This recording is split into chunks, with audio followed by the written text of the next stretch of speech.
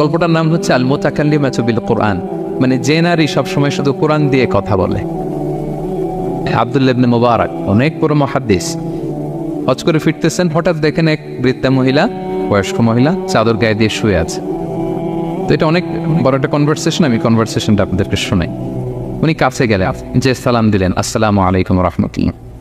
সালামের উত্তরে বৃদ্ধা মহিলা স্বাভাবিকভাবে উত্তর না দিয়ে একটা কোরআনের আয়াত তেলাওয়াত করলেন।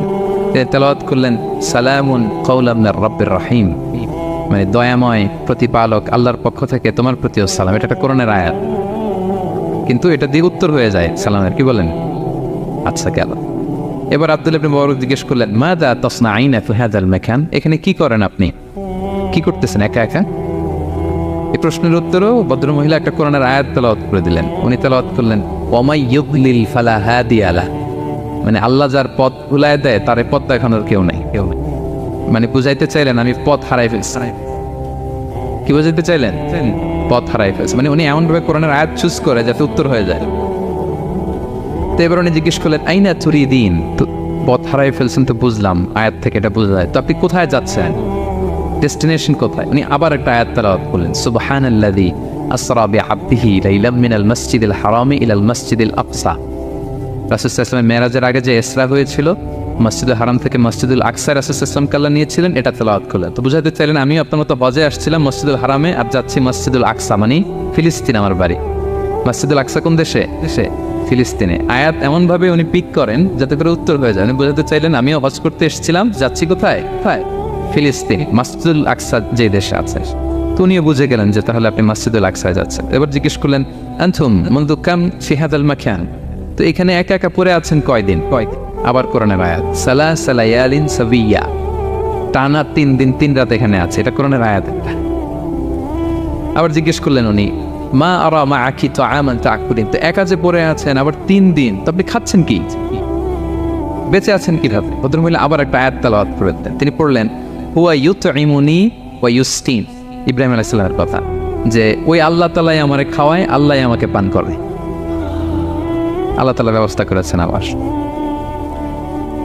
এইবার উনি অবাক হচ্ছেন, আমি এত বড় মুহাদ্দিস আব্দুল্লাহ ইবনে মুবারক ইমাম বুখারীর উস্তাদ, আমি স্বাভাবিকভাবে কথা বলি আর যাই প্রশ্ন করি একটা আয়াত তেলাওয়াত করে দেয় আর ওটাতে উত্তর হয়ে যায়।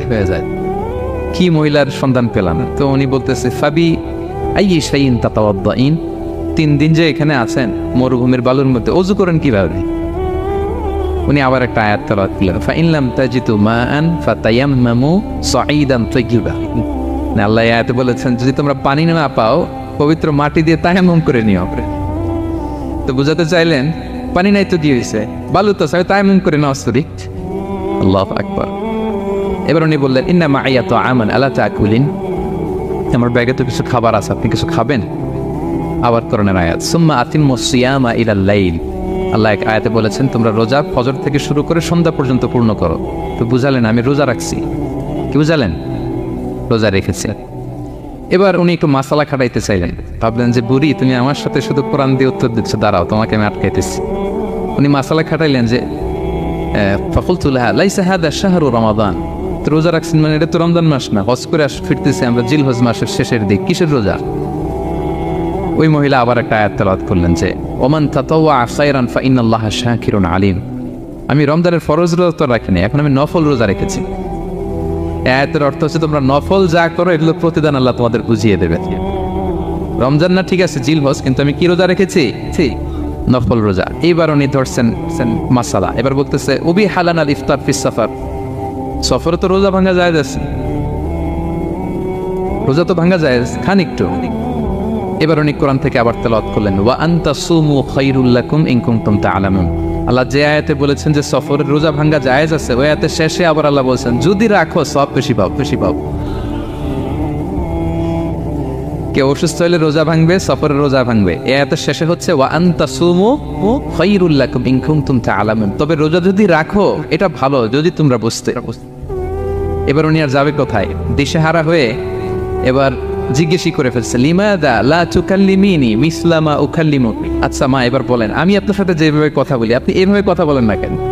কিছু জিজ্ঞেস করলে কোরআনের আয়াত বলেন কেন? আমি কথা বলতেছি আপনি আমার সাথে এভাবে কথা বলেন, কিছু জিজ্ঞেস করলে কোরআনের আয়াত কেন? এটার উত্তরে উনি আর একটা কোরআনের আয়াত উনি পড়লেন মা ইয়ালফিযু মিন কাউলিন ইল্লা লাদাইহি রাকিবুন আতীদ। আল্লাহ বলেছেন তোমরা মুখ দিয়ে যাই বের করো এটা লিখে রাখার জন্য দুই কাঁধে রাকিব আতীদ আছে, তুলে রাখে। তার মানে আমি যে তোমার সাথে কথা বলতেছি প্রত্যেকটাই তো রেকর্ডেড হয়, রেজিস্টার্ড হয়। সো এমন কিছু বলি যেটাতে সওয়াব হয়, যেটাতে ভুল না হয়। আল্লাহু আকবার, সুবহানাল্লাহ। কি নারী ছিল, কেমন নারী তিনি ছিলেন, কি পুরো ঘটনাটা শুনবেন? হ্যাঁ, শেষ করবো ঘটনাটা। আচ্ছা, উনি অবাক হলেন যে কি মহিলা, এরকম মহিয়সী গরিয়সী নারীও পৃথিবীতে আছে। তিনি বললেন ঠিক আছে মা, আপনি যেহেতু পথ হারাই ফেলছেন আমার ওটটাকে আমি নিয়ে আসি। ফাহাল্লাকা আন আহমিলুকি আলা নাফাতি হাদিহি ফাতুদরিকিল কাফেলা, আমার ওটটা নিয়ে আসি, ওটে বসেন, আমি আপনাকে এগিয়ে দিয়ে কাফেলাতে যুক্ত করে দেই। আপনি কি রাজি আমার ওটে বসবেন? আবার কোরআনের আয়াত ওমা তাফআলু মিন খাইরিন ফাইনাল্লাহা বিহি আলিম, তোমরা যত ভালো কাজ করো আল্লাহ সেটা জানেন, মানে তোমার এই ভালো কাজ আল্লাহ জানেন, আল্লাহ এর প্রতিদান দিবেন। কলা ফানাফতু নাকাতি, আমি ওট বসালাম এবং বললাম ওঠেন। উনি যখন উঠতেছে আমি এভাবে তাকায় আছি, তা আমি যে তাকায় আছি উনি একটা আয়াত তেলাওয়াত করলেন যে কুল্লিল মুমিনিনা ইয়াগুদ্দু মিন আবসারিহিম, এর অর্থ হচ্ছে নবী হে মুমিনদেরকে বলুন তারা যেন পরনারী দেখে তাকায় না থাকে, চোখ যেন নিচে রাখে, তারা যেন চক্ষু অবনমিত করে। মানে বুঝাতে চাইলেন যে আমি তো বেগানা নারী, পরনারী, তা আমি ওটে উঠতেছি, আপনি তাকায়, সে হয়তো তাকায় আছে যে বৃদ্ধা মহিলা উঠতে যদি কষ্ট হয় পড়ে যায়। তো উনি যখন দেখতেছেন তাকায় আছে, উনি বলতেছে ফুল্লিল মুমিনিনা ইয়াগুদ্দু মিন আবসারিহিম, নবী হে বলুন বিশ্বাসীদের তারা যেন চোখ নিচের দিকে করে রাখে। উনি লজ্জা পেয়ে গেলেন। ফাকাদাতু বাসারি, আমি লজ্জায় চোখ নামালাম। এরপর আমি বললাম ইরকাবি ওয়াকাদ আকালতু নাকাতে, ওঠেন। আমি আবার ওটের রশি ধরে টানতে আরম্ভ করলেন। ভদ্রমহিলা উঠেই আবার কোরআনের আয়াত পড়লেন, যেটা আমরা গাড়িতে বা কোনো বাহনে উঠলে করে। তিনি পড়তে আরম্ভ করলেন সুবহানাল্লাযী সাখখারা লানা হাযা ওয়া মা কুন্না লাহু মুকরিনিন ওয়া ইন্না ইলা রাব্বিনা লামুনকালিবুন। প্রশংসা সে আল্লাহ যে আল্লাহ এই বাহনকে আমাদের জন্য বশীভূত করে দিয়েছেন, তিনি বশীভূত না করলে আমরা তো এটাকে বশীভূত করতে পারতাম না। আপনারা যখন গাড়ি স্টার্ট দিবেন এই দোয়াটা পড়েন তো আপনারা, গাড়ি স্টার্ট দিলে, বিমানে উঠলে, ঘোড়ায় উঠলে, যে কোনো বাহনে উঠলে এটা পড়তে হয়, কোরআনের আয়াত।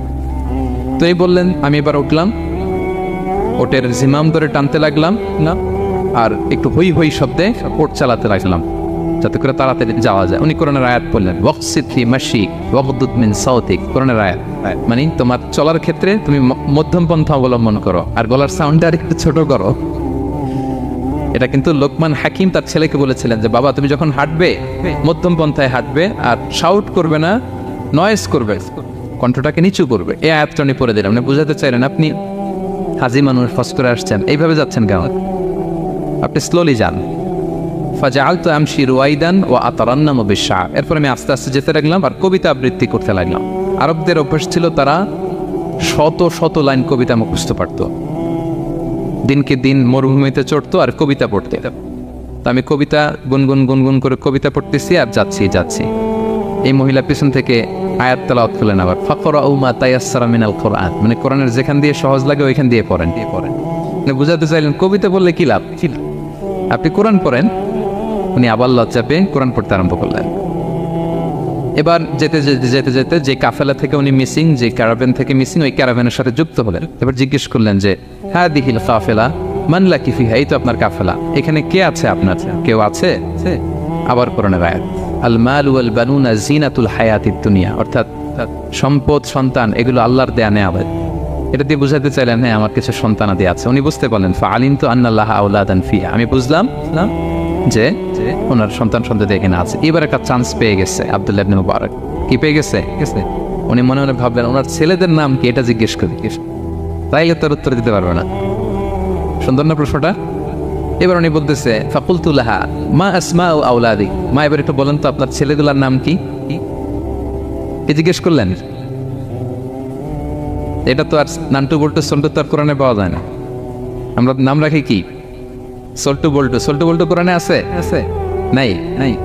তো উনি এবার চান্স নিলেন, এবার জিজ্ঞেস করে আপনার ছেলের নাম কি। এইবার আর উত্তর থাকবে না, অনেকক্ষণ আমার সাথে করছে না। তো জিজ্ঞেস করতেছে লাহা ওয়ামা আসমাউ আওলাদিক, আপনার ছেলেদের নাম কি একটু বলেন তো। এই প্রশ্নের উত্তরে উনি 3টা আয়াত তেলাওয়াত করতেন। এতক্ষণ তো একটা, এখন কয়টা? এখন 3 নম্বর গিয়ারে চালাইতেছে। উনি প্রথম আয়াত তেলাওয়াত করলেন ওয়াত্তাখাযাল্লাহু ইব্রাহিমা খলিলা, এরপরে বললেন ওয়া কাল্লামাল্লাহু মূসা তাকলিমা, সবশেষে বললেন ইয়া ইয়াহইয়া খুযিল কিতাবা বিকুওয়া। আল্লাহু আকবার। আমি ইব্রাহিমকে খলিল হিসেবে নিয়েছি, মুসাকে কালিমুল্লাহ বানিয়েছি, এবং ইয়াহিয়াকে বলেছি, হে ইয়াহিয়া তুমি তাওরাত কিতাবকে শক্ত করে ধরো। তার মানে বোঝাতে চাইলেন আমার বড় ছেলের নাম ইব্রাহিম, পরের ছেলের নাম মুসা, ছোট ছেলের নাম ইয়াহিয়া। সুবহানাল্লাহ পড়বেন না? কিনারে ছিলেন, কোরআনের বাইরে যেন যাওয়া না লাগে, কোরআন থেকে ছেলেদের নাম চুজ করে রাখছেন। ছেলেদেরকে ডাকলে এই নামেই ডাকেন।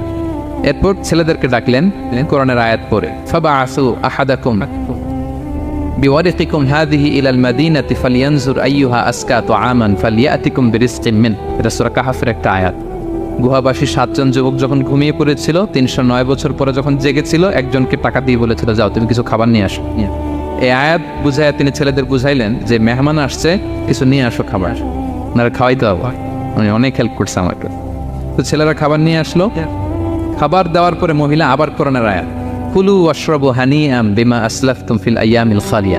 এটা আসলে আল্লাহ তাআলা জান্নাতীদেরকে বলবেন। আমরা যখন জান্নাতে ঢুকবো আল্লাহ বলবে কুলু ওয়াশরাবু হানিআম বিমা আসলাফতুম ফিল আইয়ামিল খালিয়া। এই দুনিয়াতে এত জুলুম নির্যাতনের শিকার হয়েছে, এত নেক কাজ করেছো, প্রতিদান হিসেবে আজকে জান্নাতের এই নাজ নেয়ামত ভোগ করো। বৃদ্ধ মহিলা এই আয়াতটা বললেন, তার মানে মরুভূমিতে অনেক কষ্ট করেছেন আপনি আমার জন্য, এখন আপনি আমার পক্ষ থেকে এই হসপিটালিটি রিসেপশন, এই আপ্যায়ন গ্রহণ করুন। এবার উনি বলতে আরম্ভ করলেন, ছেলেদেরকে বললেন, কুলতু আল আনা তুআমাকুম আলাইয়া হারাম। এই ছেলেরা, এই খাবার আমার জন্য হারাম, হাত্তা তুখবিরুনি বিআমরিহা, যতক্ষণ না এই মহিলাকে, এর হিস্ট্রি যতক্ষণ না আমার না বলো। আগে বল এই ভদ্র মহিলা কে, কে, কি তার ঘটনা। যতই দেখছি অবাক হচ্ছি, যতই শুনছি অবাক হচ্ছি, কে সে, যাই বলি শুধু কোরআন দিয়ে বলে, ঘটনাটা কি। এবার ছেলেরা বললো, ফাকুলু হাযিহি উম্মুনা, ইনি আমাদের মা। লাহা আরবাউনা সানা, ওনার বয়স 40 বছর। লাম তাতাকাল্লাম ইল্লা বিল কুরআন, জীবনে কোনোদিন কোরআন ছাড়া মুখ দিয়ে অন্য কোনো কথা বলে নাই। মাখাফাতান তাজিল্লা ফায়াসখাতা আলাইহা রহমান, এই ভয়ে যে কোন কথায় আল্লাহ আবার নারাজ হয়ে যায়, আমার কোন কথায় আবার কোন ভুল হয়ে যায়, আমার কোন কথায় আবার রহমান আমার উপর নারাজ হয়ে যায়। এজন্য আমরা আমাদের জন্মের পরে জীবনে আমার মাকে কোরআন ছাড়া কোনো কথা বলতে শুনিনি। অবাক হলেন আব্দুল্লাহ ইবনে মুবারক, ইমাম বুখারীর উস্তাদ। উনি খাবার হাতে নিয়ে এবার বললেন যে উনি তো অনেক আয়াত বললো, এবার আমি একটা আয়াত পড়ি। খাবারটা নিয়ে উনি পড়তে আরম্ভ করলেন। ফাকুলতু, উনি বললেন, আমি বললাম, যালিকা ফাদলুল্লাহি ইউতিহি মাইয়াশা, এটা আল্লাহর বিশেষ অনুগ্রহ, ফজল, এটা আল্লাহ সবাইরে দেয়, যাকে চায় তাকে দেয়। সুবহানাল্লাহ পড়ে। এটা আল্লাহর বিশেষ অনুগ্রহ, তিনি সবাইকে দান করেন না, যাকে চান তাকে দেন। তোমাদের মা অনেক মহিয়সী গরিয়সী একজন মাতা তোমরা পেয়েছ। আল্লাহ তাআলা বলছেন, ইন্না নাহনু নাযালনা যিকরা ওয়া ইন্না লাহু লাহাফিযুন, নিশ্চয় আমি এই জিকিরকে মানে কোরআনকে নাজিল করেছি, আমি এই কোরআনকে সংরক্ষণ করব। তাহলে কোরআনের একটা নাম পেলাম আল কিতাব, একটা নাম পেলাম আল ফুরকান, একটা নাম পেলাম কি জিকির। এরকম অনেকগুলো নাম কোরআনের আছে। শুনেছি শুধু আমি সূরাতুল হাশরের 21 নম্বর আয়াত তেলাওয়াত করেছি। এখানে আল্লাহ তাআলা ইরশাদ করছেন যে এই কোরআনকে যদি আমি পাহাড়ের উপর নাজিল করতাম, লাউ আনজালনা হাযাল কুরআনা আলা জাবালিন লারাআইতাহু খাশিআন মুতাসাদ্দিআন মিন খাশিয়াতিল্লাহ। নবী, হে কোরআনকে যদি আমি পাহাড়ের উপর নাজিল করতাম, আপনি দেখতেন আল্লাহর ভয়ে এই পাহাড় ভেঙে চুরে খান হয়ে যেত। এটা এত গরু ভার একটা বাণী কোরআন আল কারীম। পাহাড় ভেঙে যেত। পাহাড় কি চারটেখানে কথা? সুবিশাল পাহাড় আল্লাহ তাআলা পৃথিবীতে সৃষ্টি করে রেখেছেন। আপনারা আলাস্কা পর্বতমালার নাম শুনেছেন? Alaska range, located in USA. যুক্তরাষ্ট্রে একটা মাউন্টেন রেঞ্জ আছে, এটা 600 মাইল লম্বা। কয়শো মাইল? পুরোটাই পাহাড়। এটার নাম হচ্ছে আলাস্কা মাউন্টেন রেঞ্জ। ইউরোপে একটা মাউন্টেন রেঞ্জ আছে, এটার নাম হচ্ছে আল্পস মাউন্টেন রেঞ্জ, এটা 750 মাইল লম্বা। নেপালে একটা পাহাড় আছে, এটার নাম মাউন্ট এভারেস্ট, এটা 8829 মিটার উঁচু। আল্লাহ বলেন এই বিশাল বিশাল পাহাড়। আরব বিশ্বে অনেক বড় পাহাড় আছে, তুর পাহাড়ের চূড়ায় আমি উঠেছিলাম, আরব বিশ্বের সবচেয়ে বড় পাহাড় মাউন্টেন রেঞ্জ। আল্লাহ বলেন এই কোরআনকে যদি আমি তোমাদের উপর নাজিল না করে পাহাড়ের উপর নাজিল করতাম, আলাস্কার উপর নাজিল করতাম, আল্পস পর্বতমালায় নাজিল করতাম, তুর পাহাড়ে যদি নাজিল করতাম, মাউন্ট এভারেস্টের উপর যদি নাজিল করতাম, তাহলে নবী হ্যাঁ আপনি দেখতেন আল্লাহর ভয়ে এই পাহাড়গুলো ভেঙে চূর্ণ বিচূর্ণ হয়ে যেত। কিন্তু সেই কোরআন আল্লাহ কাদের উপর নাজিল করেছেন? আমাদের উপর। সো হিউজ রেসপন্সিবিলিটি, অনেক বড় দায়িত্ব। এই কোরআনকে আমরা বুঝি কিনা, কোরআনকে মানি কিনা, কোরআনের আইন সমাজে চাই কিনা, this is the burning question. নিজেকে নিজে প্রশ্ন করুন যে কোরআনের যে হকগুলো আছে আমরা আদায় করছি কিনা। এটা যেন তেন কোনো বাণী নয়, এটা আল্লাহ তাআলার পাঠানো বাণী, অনেক ভারী অনেক ওজনওয়ালা বাণী। আল্লাহ তাআলা বলছেন ইন্না সানুলকি আলাইকা কওলান সাকিলা, নবী হে আপনার কাছে আমি অনেক ভারী হেভি ওয়েট ওয়ার্ড নাজিল করব, এটা অনেক ওজনের, এটা সিম্পল কোনো বিষয় নয়। এই কোরআন যখন রাসূল সাল্লাল্লাহু আলাইহি ওয়াসাল্লামের উপর নাজিল হতো, প্রচন্ড শীতের রাতে বিষ্ণু সাল্লাল্লাহু আলাইহি ওয়াসাল্লাম ঘামতেন। আম্মা জান আয়েশা বলেন আমরা কম্বল মুড়ি দিয়েও থাকতে পারি না, এত শীত, কিন্তু বিশ্বনবী ঘেমে ঘর্মাক্ত হয়ে একাকার। ওটের উপর বসে থাকা অবস্থা যখন কোরআন নাজিল হতো, ওটগুলো মরুভূমির মধ্যে বসে পড়তো ডিরেক্টলি। কাফেলা চলছে সাইয়েদনা জিবরাইল এসে কোরআন নাজিল করেছেন, কোরআনের ভারে ধপাস করে উট বসে যেত। যায়েদ ইবনে সাবিত রাদিয়াল্লাহু তাআলা আনহু কাতিবুল ওয়াহী, রাসূল সাল্লাল্লাহু আলাইহি ওয়াসাল্লামের সাহাবী, রাসূল সাল্লাল্লাহু আলাইহি ওয়াসাল্লাম একবার যায়েদ রাদিয়াল্লাহু তাআলা আনহুর পায়ের মধ্যে মাথা রেখে শুয়েছিলেন, দীর্ঘক্ষণ শুয়ে থাকলেন। যায়েদ রাদিয়াল্লাহু তাআলা আনহু বলছেন আমার কোনো কষ্টই হচ্ছে না। হঠাৎ করে কোরআন নাজিল হতে লাগলো। কি নাজিল হতে লাগলো? কোরআন।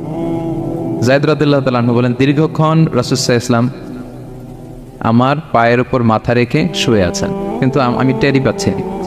কিন্তু যখন কোরআন নাজিল হতে লাগলো মনে হলো যে আমার পাটা ভেঙে খান হয়ে যাবে। রাসূল সাল্লাল্লাহু আলাইহি ওয়াসাল্লামের মাথার ওজন এত বেড়ে গেল, আমি আর রাসূল সাল্লাল্লাহু আলাইহি ওয়াসাল্লামকে রাখতেই পারছি না আমার পায়ের উপর। ইন্না সানুলকি আলাইকা কওলান সাকিলা, নবী হে আমি অনেক ভারী হেভি ওয়েট ওয়ার্ডের কোরআন আপনার কাছে নাজিল করব। সো কোরআনটা এটা অনেক সম্মানিত একটা বাণী, আল্লাহ তাআলার বাণী, অনেক ভারী একটা বাণী। এটা পাহাড় সইতে পারে না, পাহাড় ভেঙে চূর্ণ বিচূর্ণ হয়ে যেত, সে কোরআনকে আল্লাহ তাআলা আমাদের উপর নাজিল করেছেন।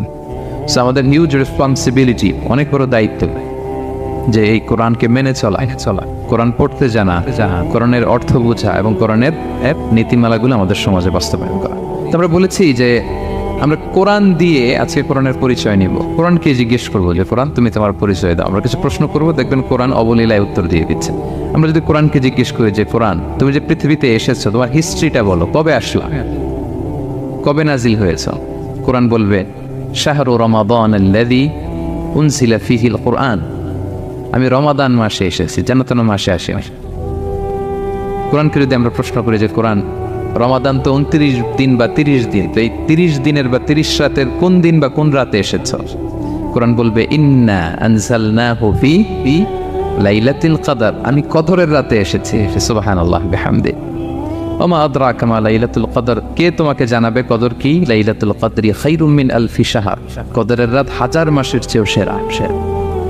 রাসূল সাল্লাল্লাহু আলাইহি ওয়াসাল্লাম আফসোস করতেছেন, আল্লাহ বনি ইসরাইলের লোকেরা হায়াত পাইছে 1000 বছর 1500 বছর, এত ইবাদত করছে, আমার গুনাহগার উম্মতের কি হবে? আমার গুনাহগার উম্মত তো 60-70 মধ্যে মরে শেষ। আমার উম্মতি মা বাইনা 60 ইলা 70, আমাদের গড় বয়স কত? 60 থেকে 70। আল্লাহ বলেন চিন্তা করো না, লাইলাতুল কদর খায়রুম মিন আলফি শাহর, তোমার গুনাহগার উম্মতের জন্য আমি কদরের রাত দিয়েছি 1000 মাসের চেয়ে সেরা। তাহলে কোরআনের হিস্ট্রি আমরা জেনে গেলাম। রমাদানে আসছে, রমাদানের কোন রাতে আসছে? এখন যদি জিজ্ঞেস করি তুমি কি একা একা আসছো না কেউ নিয়ে আসছে তোমার, এবার কি উত্তর পাওয়া যাবে? এই প্রশ্নের উত্তরে কোরআন আমাদেরকে জানায় যে আমি একা আসিনি। নাযালা বিহির রূহুল আমিন, রূহুল আমিন হচ্ছে জিবরাইল আলাইহিস সালামের একটা নাম, বিশ্বস্ত আত্মা। রূহুল আমিনের সাথে আমি এসেছি, সবচাইতে বিশ্বস্ত, যেহেতু এটা আল্লাহর বাণী। এটা আসার সময় যদি অন্যের কথা ঢুকায় দেয় তাহলে ভেজাল আছে না নাই? আমিন, বিশ্বস্ততার সাথে যে পৌঁছে দিবে, বাণীবাহকের কাজ করবে, এরকম সবচাইতে বিশ্বস্ত ফেরেশতা জিবরাইলকে দিয়ে আমি পাঠিয়েছি। তাহলে কোরআন একা আসে, সবচাইতে শক্তিশালী ফেরেশতা। জিবরাইল আলাইহিস সালামের লাহু সিত্তুমিআতু জানাত, 600 পাখা, 600 পাখা। সব নবীদের কাছে এসেছেন ওহী নিয়ে, এরকম একজন ফেরেশতা দিয়ে কোরআনকে পাঠানো হয়েছে। এবার যদি জিজ্ঞেস করি যে কোন ভাষায় তোমাকে নাজিল করা হয়েছে বলো, আছে এটা কোরআনে? কোরআন আমাদেরকে জানাচ্ছে ইন্না আনসালনাহু কুরআনান আরাবিয়ান লাআল্লাকুম তাআকিলুন, নিশ্চয় আমি কোরআনকে আরবি ভাষায় নাজিল করেছি যাতে তোমরা বোঝো। সুস্পষ্ট আরবি ভাষায় এই কোরআনকে আল্লাহ তাআলা নাজিল করেছেন। তাহলে হিস্ট্রি আমরা জানতেছি ধীরে ধীরে, না? রমাদানে আসলো, কদরে আসলো, একা আসে নাই, জিবরাইল আলাইহিস সালামের সাথে আসলো, আরবি ভাষায় নাজিল হলো।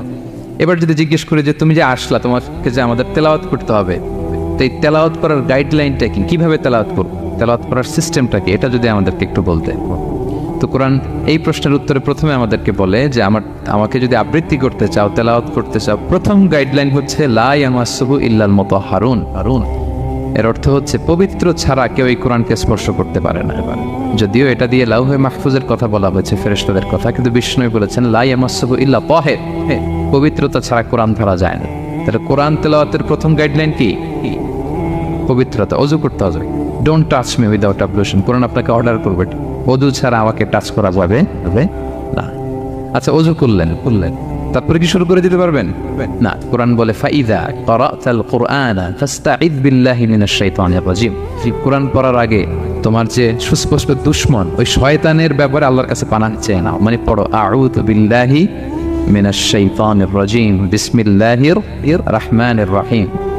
তাহলে অজু করলেন, আউযু বিল্লাহ বললেন, বিসমিল্লাহ বললেন। এবার কি করতে হবে? এবার কোরআন বলছে যেমন মনে চায় তেমন পড়া যাবে না। তুমি গানের সুরে, ব্যান্ডের সুরে, হিপ হপ সুরে কোরআন পড়বা, এটা আল্লাহ কবুল করবে না। কোরআন বলছে ওয়ারাত্তিলিল কুরআনা তারতিলা। তারতিলের সাথে কোরআন পড়তে হবে, ধীর স্থির ভাবে কোরআন পড়তে হবে। তারতিল, আপনারা যারা কোরআন পড়বেন তারতিলের সাথে পড়বেন। What is তারতিল? আনাস রাদিয়াল্লাহু তাআলা আনহুকে জিজ্ঞেস করা হয়েছিল তারতিল কি, নবী কিভাবে তেলাওয়াত করতেন। তিনি বলেছিলেন ইয়ামুদ্দু বিহা সাওতাহু মাদ্দান। বিষ্ণু ইসলাম প্রতিটি আয়াত টেনে টেনে পড়তেন, এভাবে টেনে টেনে পড়তেন। আবার বিষ্ণু ইসলামের স্ত্রী উম্মে সালামা রাদিয়াল্লাহু তাআলা আনহা তিনি বলতেন ইয়াকাত্তিউ কিরাআতাহু আয়াতান আয়াতান। বিষ্ণু ইসলাম প্রতিটি আয়াত শেষে থামতেন, এক আয়াত পড়ে থেমে আরেক আয়াত, আবার থেমে আরেক আয়াত। আলহামদুলিল্লাহি রাব্বিল আলামিন আর রহমানির রহিম মালিকি ইয়াউমিদ্দিন। দেখেন টেনে টেনেও পড়লাম, আবার প্রতিটা আয়াত শেষে থামলাম। This is তারতিল। ওয়ারাত্তিলিল কুরআনা তারতিলা। এভাবে টেনে টেনে প্রতি আয়াত শেষে থেমে থেমে পড়ার নাম তারতিল। এভাবে পড়তে হবে। তো পড়ার গাইডলাইন কি বললাম? প্রথমে কি করতে হবে? অজু করতে হবে, পবিত্রতা। এরপরে আউযু বিল্লাহ বিসমিল্লাহ পড়তে হবে। এরপরে কিভাবে পড়তে হবে? তারতিলের সাথে। কথা কি বুঝতে পারতেছেন সবাই? বিরক্ত হচ্ছেন না তো আপনারা?